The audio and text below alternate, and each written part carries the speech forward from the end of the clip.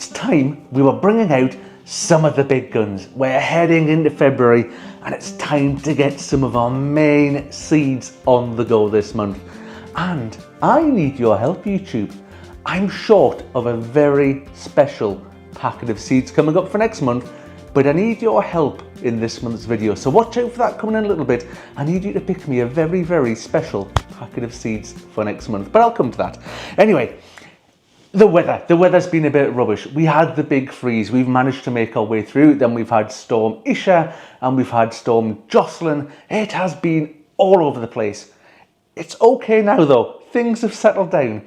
It's not too bad. We'll see. It's all right for sowing seeds at the moment, but just keep an eye on those frosts and when they're about. Word of warning. Anyway, let's get into the seeds. First up, one I forgot to do in January. I found this packet of seeds here. This is my basket of fire chilies. And that is one thing to say, it is not too late to start sowing chili seed. Yes, most of us have done them in January. You can do them in February and they will catch up. Basket of fire are wonderful. I usually grow them in a pot, so I will put them in the polytunnel or in the greenhouse, but they'll grow in a pot. And they grow this most wonderful dark green foliage. And it has hundreds, I kid you not, hundreds of amazing looking little chilies all over it. And they're all ripe at different stages. So on the plant, you've got green, you've got red, you've got yellow, you've got orange, and it looks absolutely fabulous. I would highly recommend Basket of Fire. And next up is the first of our sweet peppers or bell peppers for this year. This one here is called Tangerine Dream. First time trying out this one this year. And it's a little bit like Basket of Fire that I just mentioned, but for sweet peppers. I mean, they do grow quite a bit bigger than the Basket of Fire, but I'm going to do them in a pot, in the polytunnel, in the greenhouse, look after them, mollycoddle them, and they should be absolutely wonderful. But great for salads and things like that. They're not massive, not big, huge ones that you'd maybe chop up and chuck in your cooking in your spag bol or your chili or whatever it is you're cooking. Nice little ones, perfect for salad. Next up, my absolute favourite pepper, and this is King of the North. I cannot say enough good things about this pepper. The plant is productive. It is easy to grow. For a pepper, it is relatively hardy. If you're Scotland, you might push it just a little bit, but down south in the UK in the warmer climes, you can absolutely grow these peppers outside if you want. They don't need to be grown under cover. They are big, thick-walled, fleshy fruits. They are marvellous. I cannot recommend King of the North peppers enough, just in case you can't tell. And next up, aubergine, and the first selection from our favourite seed supplier, Grown Local, link down below in the description. Please go and have a look. And this is a variety called Genie F1. Now, arguably, I should have had this sown in January, probably around about the start of the month. I'm a little bit behind. Am I worried? Not really. That's life. These things happen. Sometimes I forget to sow certain seeds. I'm trying to be more organised. If those of you who saw my planning video, I'm trying to stick to the plan. I'm trying to stick to the spreadsheet.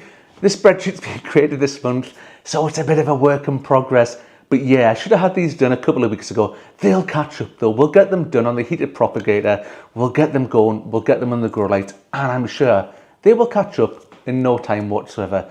But the Genie F1, good, solid, decent aubergine. I'm only going to do 1 or 2 plants. I don't eat loads and loads and loads of aubergine, but I love a moussaka. I like Greek food. I love Greek food. Aubergine and moussaka, absolutely marvellous.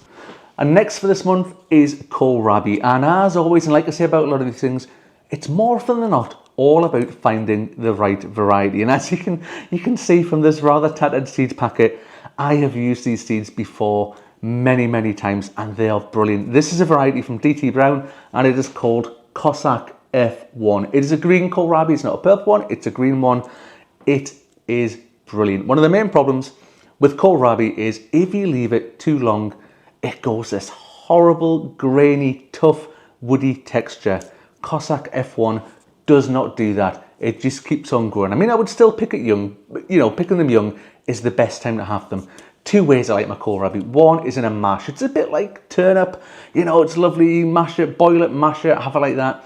The other thing I like to do, raw, sliced really thinly in a salad, absolutely blown marvellous. And next up for this month is our first shallot of the year, and this is from the aubergine that I'm probably just a little bit late with to one that I'm going to push my luck with. And this is a variety of shallot called Zebrune, or it's otherwise called a banana shallot. It's a big, tall, bulbous sort of shallot. It's wonderful. It goes to a great size, more of a sort of like overall volume, more of sort of an onion sort of size than a traditional shallot sort of size. Grow them from seed, absolutely wonderful. They're probably, you know, it says March on the packet. February is a long month. It's even longer this year because we're in a leap year. So some of these I am going to be growing, like I always say, towards the end of the month. Just because I'm saying seeds for February, it's not going to become the 1st of February and I'm magically going to sow all of these seeds in one go. Some of them I am going to sow early. The aubergines, the bell peppers, the basket of fire, they're all getting on the go straight away. Probably the kohlrabi as well. The rest of them are going to be spread out throughout the month. And this is a prime example of one that I'll probably do around about mid-February sort of time. And again, they'll be a little bit mollycoddled, they'll be looked after, they'll be kept undercover, they're not going to go out straight away. And next up for this month, we've got one of my absolute staples, and that is Bolt Hardy beetroot. I've tried many different varieties over the past few years. I must admit, they're all pretty much good, but this one, Bolt Hardy beetroot, absolutely solid, rock solid, top performer year after year, and like the name suggests, it is bolt hardy. It's resistant to bolting, which is brilliant. Once the sun does actually come out here in Scotland and it warms up, it's resistant to bolting and you'll get a brilliant crop from it. Plus, you get absolutely bajillions of seeds for hardly any money whatsoever. Next on the list, again from our favourite seed supplier, grown local, is a variety of pea called Oregon Sugar Pod. Now, me and peas have a love-hate relationship. I love growing peas. Peas hate growing for me. I have trouble with peas every single year. I kid you not, and I am determined. This is the year we are going to have the most spectacular crop of peas you have ever seen on a YouTube video. So be sure to come back around about summertime just to see whether that's actually worked out or not. Anyway, I'm maybe pushing my luck a little bit again with these ones. They're quite early for peas again, probably more towards the end of the month, but I'm determined to get a good crop of peas this year. Now let me take you forward in time, right to the very end of February. I mentioned it was a leap year, and we've got the 29th of February coming up, and that is when I'm going to be sowing these seeds, and this is where I need your help. Now, most of my tomatoes, because we're up here in Scotland, are going to be done next month in March, but I'm brought two of them forward. I want to get some of them done, just get a little bit of a head start at the end of February. But when I've been sorting through my seeds, I'm pretty sure I'm short of one type of tomato. So I've got all my different varieties planned out. I've got a couple here. I've got another couple ready for next month. But what I need your help with out there, YouTube, is I would like you to pick me a variety of tomato to grow this summer. I can only grow one more variety. That's all I've got space for. One more variety. So please let me know in the comments down below the variety I should grow, because I have looked and there's bloomin' millions of them. I don't know which one to pick. So please pick one for me and we'll see how we'll get on with those. But two that I have picked, again from Grown Local, this one here is Black Moon F1. Never tried them before. I am really looking forward to trying them out this year. I love the tomatoes. I love the colour of some of those dark tomatoes. When they go in the polytunnel, we go the light ones, we go the red ones, and we love the contrast of the dark ones against them. There's going to be some great Instagram pictures coming on the back of that.